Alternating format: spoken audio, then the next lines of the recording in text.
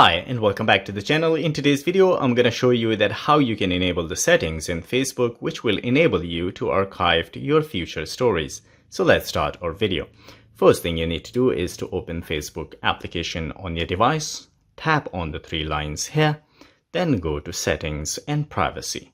Here you need to scroll down where you will find the option your activity, and under your activity you will find activity log. So once you tap on it, here you will find the option archive. You need to tap, and here you will find the option story archive. So as you can see, I did not enable this option yet. So all you need to do is to turn on archive.